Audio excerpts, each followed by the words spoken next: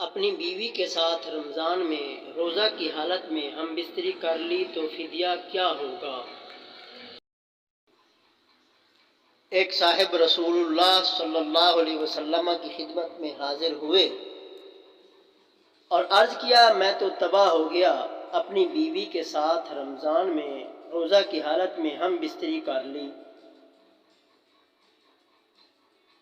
نبی کریم صلی اللہ علیہ وسلم نے فرمایا کہ پھر ایک غلام آزاد کر۔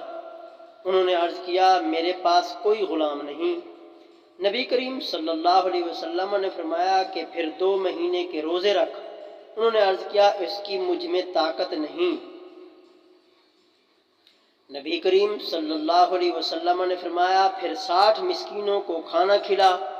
انہوں نے عرض کیا کہ اتنا بھی میرے پاس نہیں ہے۔ بیان کیا کہ پھر کھجور کا ایک ٹوکرا لایا گیا۔ ابراہیم نے بیان کیا کہ ارک ایک طرح کا 9 کلو گرام کا ایک پیمانہ تھا۔ نبی کریم صلی اللہ علیہ وسلم نے فرمایا کہ پوچھنے والا کہاں ہے؟ لو اسے صدقہ کر دینا۔ انہوں نے عرض کیا، مجھ سے جو زیادہ محتاج ہو اسے دوں۔